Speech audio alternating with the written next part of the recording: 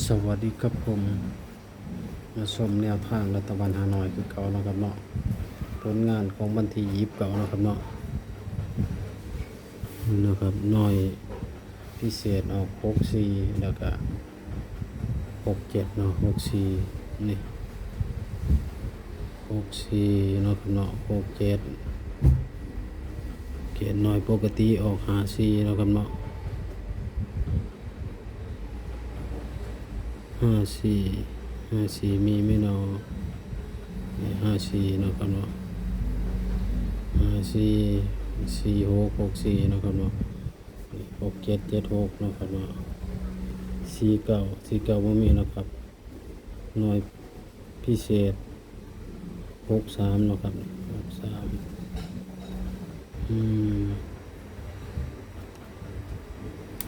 นะครับมาตั้ง3หน่อยแล้วครับเนาะถือว่ามาตั้ง3หน่อยแล้วครับเนาะชมผลงานของวันที่30เนาะ3หน่อย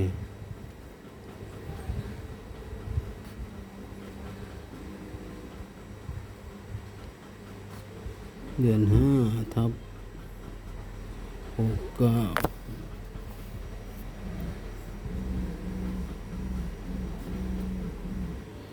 เชื่อตรายบาท213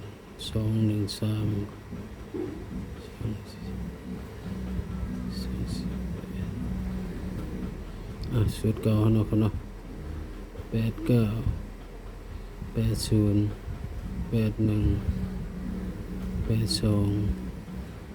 83 84เพราะว่ามันมาข้างล่างตัววิ่งมันมาข้างสูตรล่างไปเนาะสงสัยสิมาสูตรล่างอยู่เนาะเพราะว่าตัววิ่งกับสุดข้างล่างกี่ได้เนาะครับเนาะอันนี้น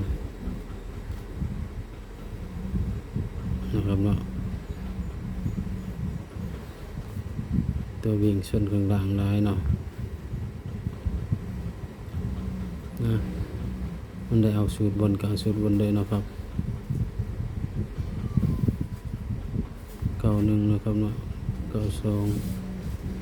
93 94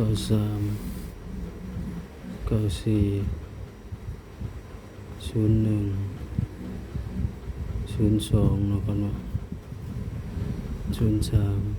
04 12 13 14นะครับเนาะ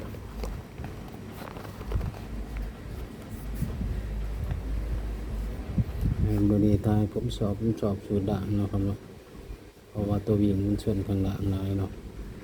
4 5 6 7 8 6 7 8 6 7 8เนาะ67โอ้ยานสูตรด่างก็ได้เนาะครับเนาะ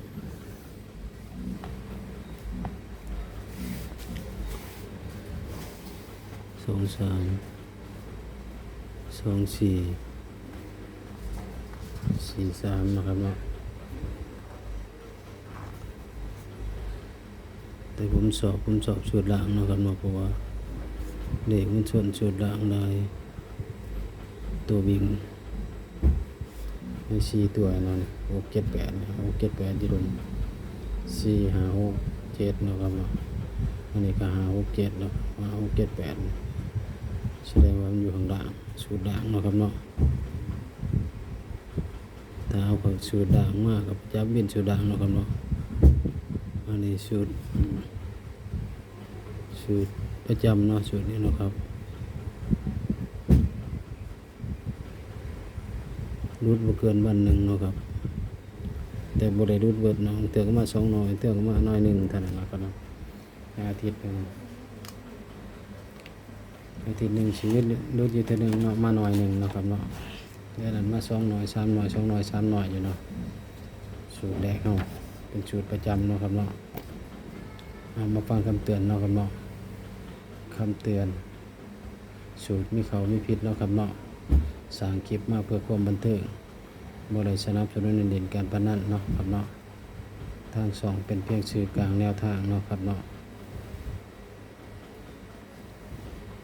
นำเอาไปใส่กับพิจารณาให้ดีเนาะครับเนาะก่อนจะนำเอาไปใส่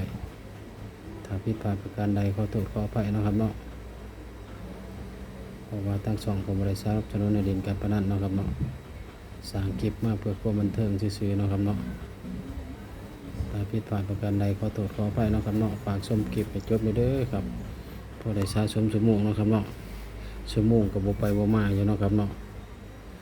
5 ปียังสิขึ้นได้บ่เนี่ยเนาะครับ